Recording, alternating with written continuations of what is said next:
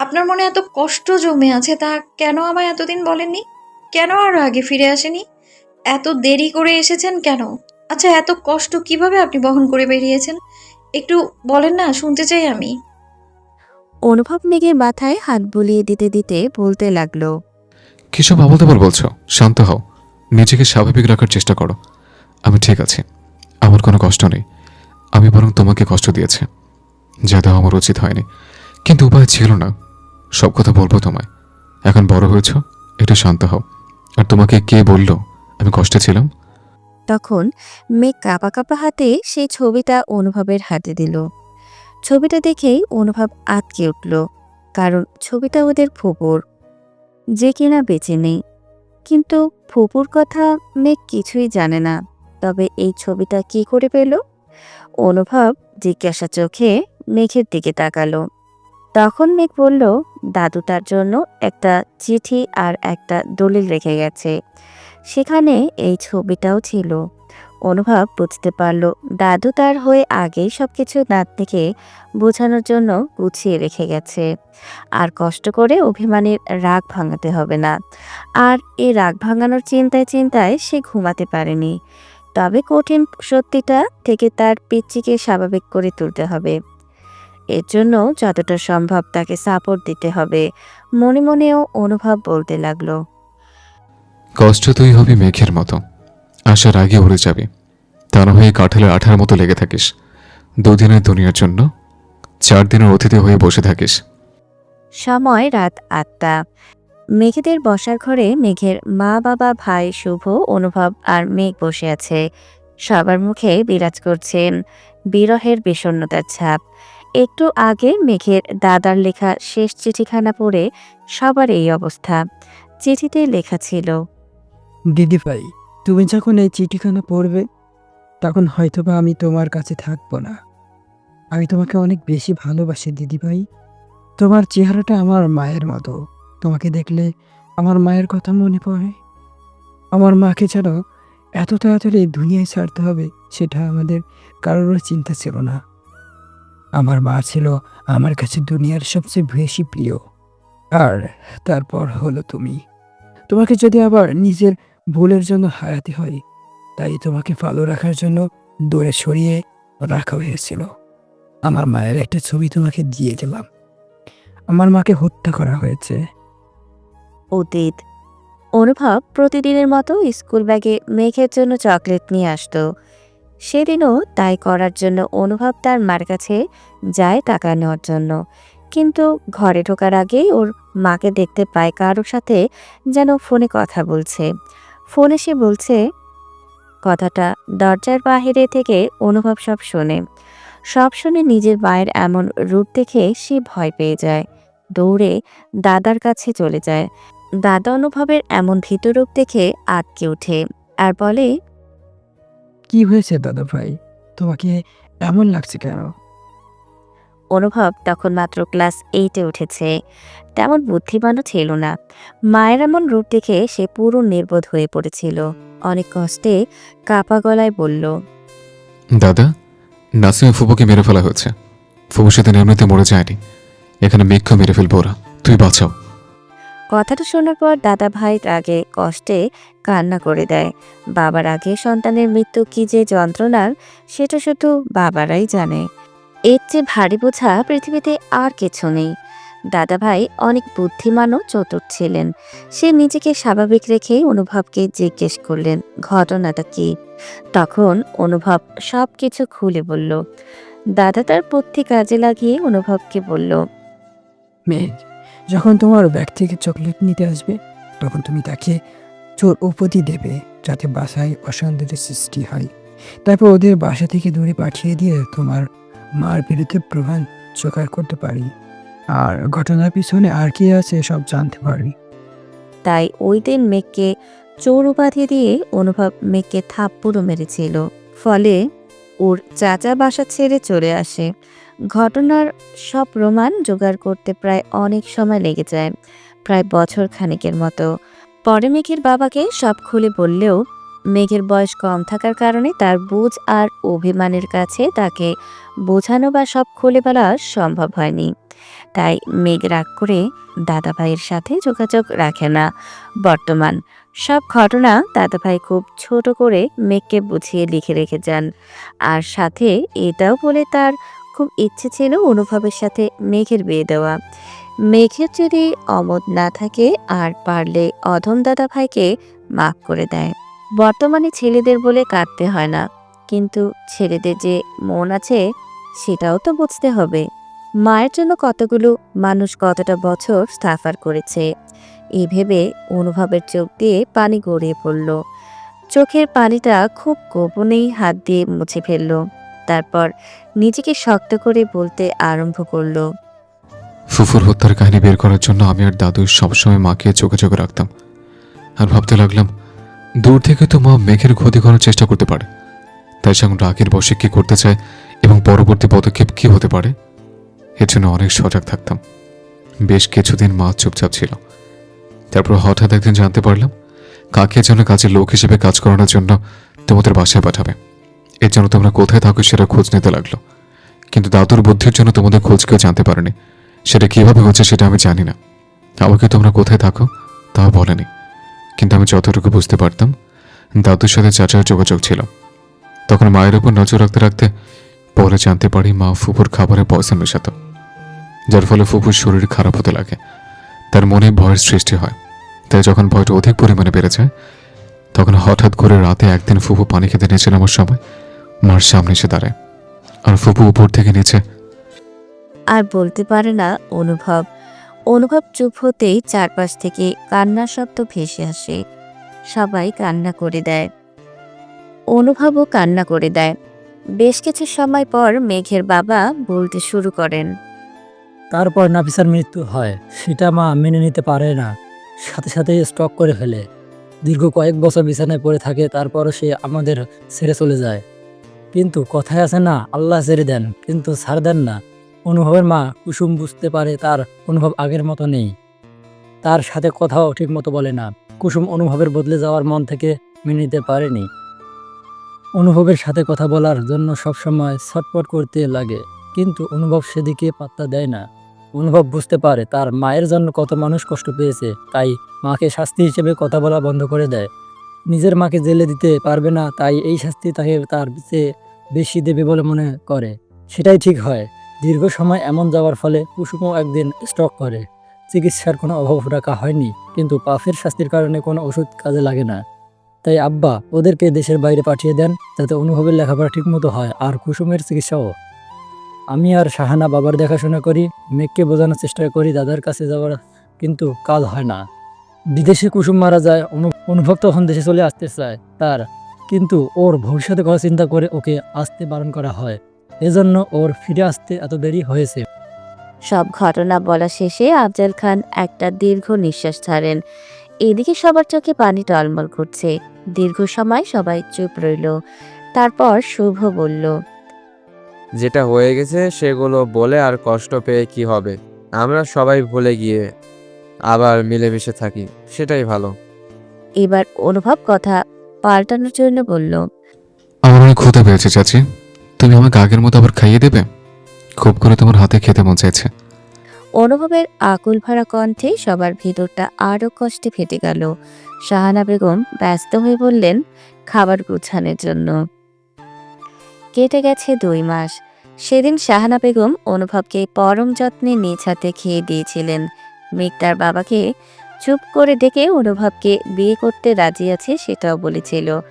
কিন্তু আফজাল সাহেব যখন অনুভবকে বিয়ের কথা বলে তখন অনুভব বলেছিল মেঘ এখনো অনেক ছোট, তাদের দুজনের মধ্যে তেমন কোনো সম্পর্ক এখনো হয়নি, তাই নিজেদের একটু সময়ের প্রয়োজন, বোঝার জন্য ও সম্পর্ক তৈরি করার জন্য। অনুভবের কথা আফজাল সাহেবের বেশ মনে ধরে। ছেলেটা যে দাদার মতো বুদ্ধি হয়েছে সেটা ভেবে বেশ খুশি হন। এদিকে এই 2 মাসে অনুভব আর মেঘের সম্পর্কের বেশ উন্নতি হয়েছে। একে অপরকে বোঝার চেষ্টা করে, সময় দেয় এবং মাঝে মধ্যে একটু ঘুরতেও যায়।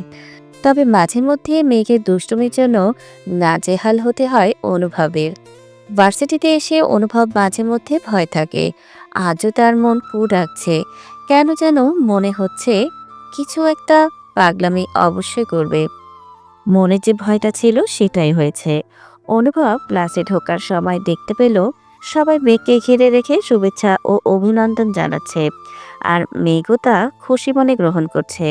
কারণ বোঝার জন্য চোখ ও কান খাড়া করতেই জানতে পেল মেঘের হাতে এঙ্গেজমেন্টের কার্ড। সবাইকে দাওয়াত দেওয়ার জন্য নিয়ে এসেছে। কিন্তু এটা তো অনুভবের অজানা। তাহলে কি মেঘ ওকে ছাড়া অন্য কাউকে নিজের জীবনে আনতে চাচ্ছে? গাধী মেয়েটা কেন ওকে বোঝে না? মাঝে মধ্যে তো মনে হয় সব বুঝে, আর মাঝে মধ্যে মনে হয় আস্ত একটা পাগলি। ভাবার মাঝে অনুভব আবার নিজেকেই বকা দিল। সে তো তার মনের অনুভূতি বোঝানোর জন্য কিছুই করেনি, তাহলে বুঝবে কি করে? মেয়ে মানুষ তো এমনিতেই তেরা। মনে হয় কষ্টটা বেশি দিয়ে ফেলেছি। কিন্তু ওকে রেখে অন্য কারোর সাথে ভাবতেই রাগ উঠে গেল। ক্লাসে প্রবেশ করেই উচ্চস্বরে ধমক দিয়ে বলল, এটা কি ক্লাস নাকি মাছের বাজার? ভার্সিটির ছাত্রছাত্রী তো মনে হচ্ছে না। অনুভবের ধমক খেয়ে সবাই চুপ হয়ে গেল। কিন্তু মেঘও কিছুটা ভয় পেয়ে গেছে। চুপচাপ নিজের সিটে গিয়ে মাথা নিচু করে বসে পড়েছে, কিন্তু মুখে দুষ্টুমির বাঁকা হাসিটা লেগেই আছে। সবাই চুপ হওয়ার পর অনুভব রাশভারী কণ্ঠে জিজ্ঞেস করলো, এখানে কি হচ্ছিল? এত হট্টগোল করছিলে কেন তোমরা? কারণটা কি আমি জানতে পারি? তখন হৃদয় নামের একটা ছেলে উঠে দাঁড়িয়ে বলতে লাগলো। ছেলেটার কথা শুনে অনুভবের রাগ আকাশ ছোঁয়া হয়ে গেল। নিজেকে স্বাভাবিক রাখার চেষ্টা করছে কিন্তু পারছে না। রাগে চোখ লাল হয়ে গেছে, কপালে রগ ফুলে উঠেছে। মেঘ অনুভবের এই চেহারা দেখে ভয় ঢোক গিলতে লাগলো। সাগর আর শিশির মুখ চেপে হাসি আটকাচ্ছে, আর দিয়া ভয়ে ঘেমে একাকার হয়ে গেছে। অনুভব রাগে চেহারা নিয়ে মেঘের সামনে এসে দাঁড়ালো। অনুভবের মন চাচ্ছে মেঘের গালে কষিয়ে দুইটা থাপড় দিতে। এত সাহস কিভাবে হলো বুঝতে পারছে না। ও কি করে ভুলে গেছে দাদুর কথা? নিজেই তো মত দিয়েছিল, তবু কিভাবে কি? তাই বোঝার জন্য মেঘকে বলল।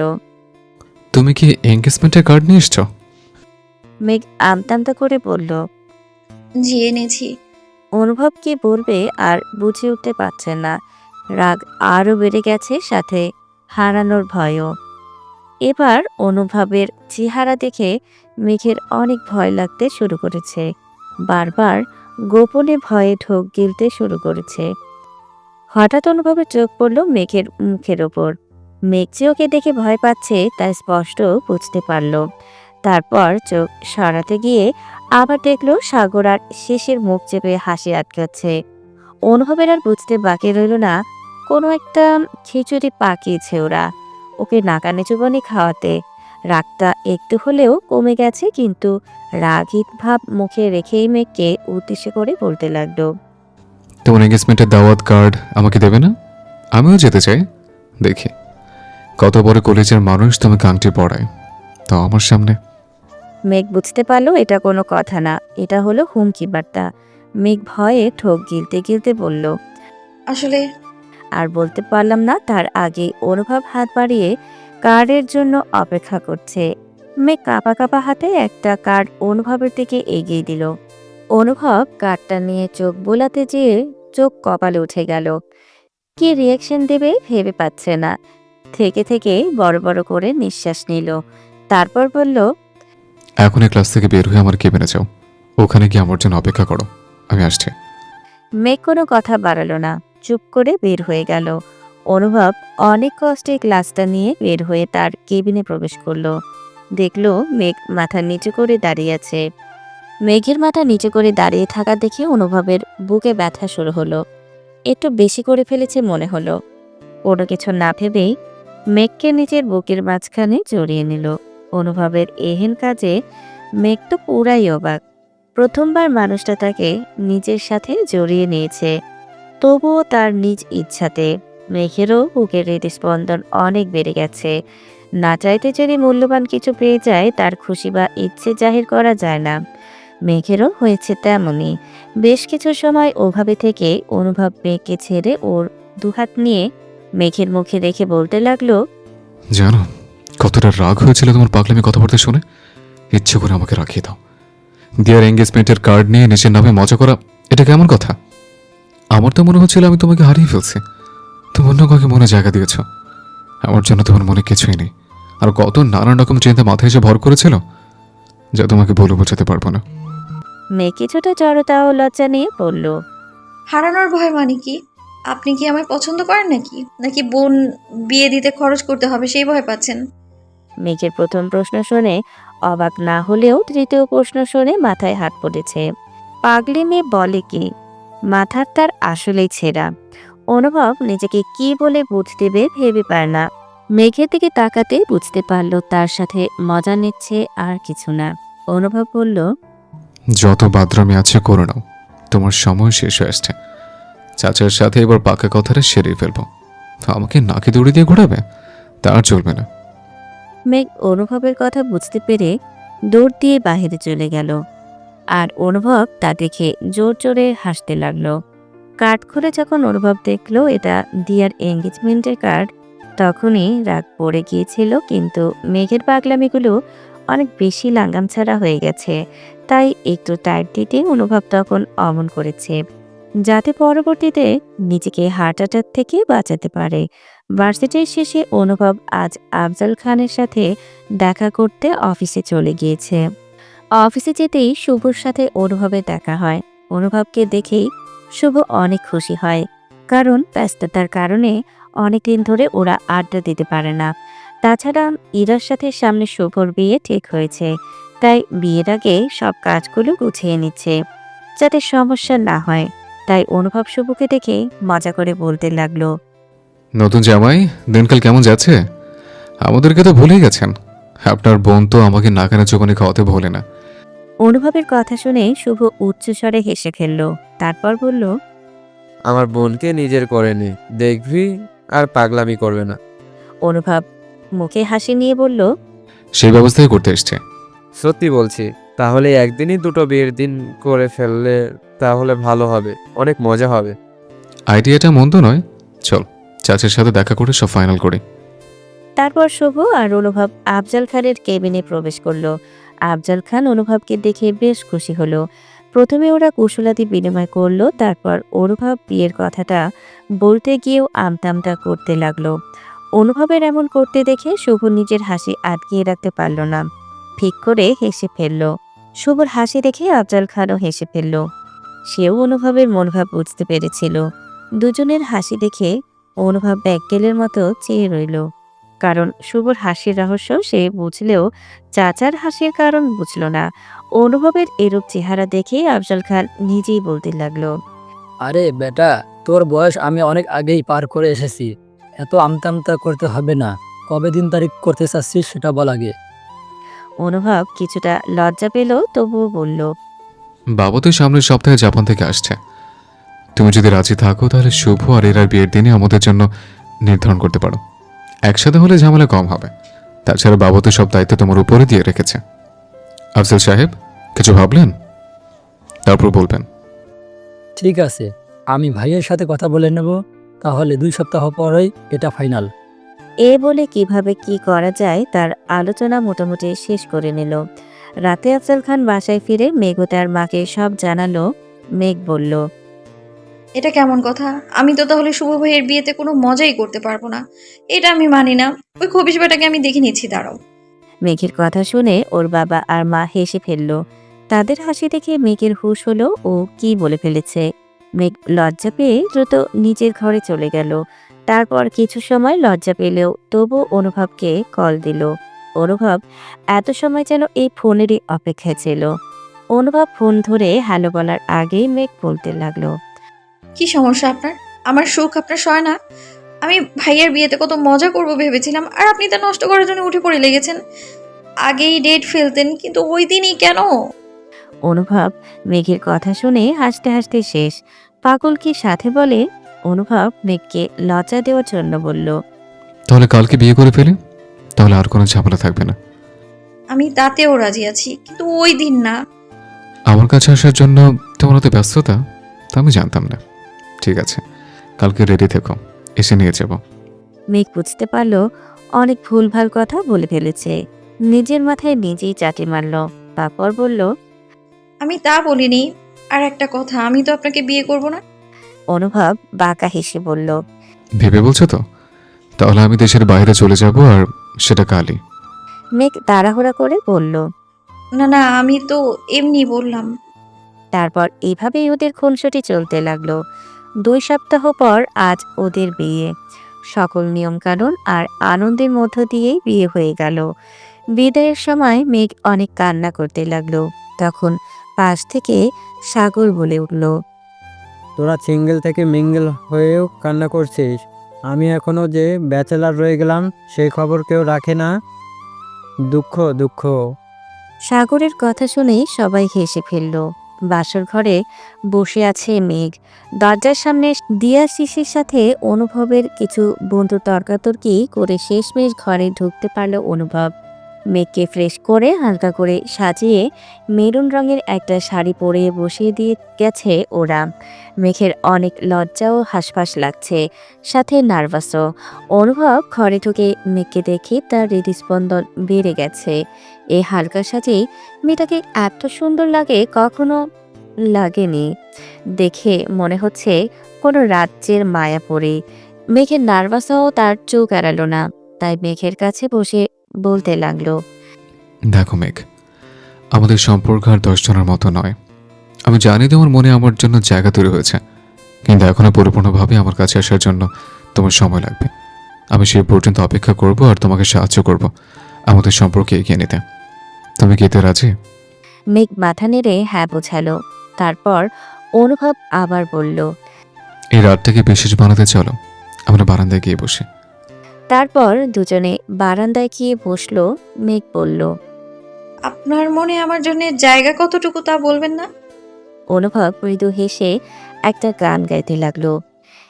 मिले हो तुम हमको बड़े नसीबों से, चुराया मैंने किस्मत की लकीरों से।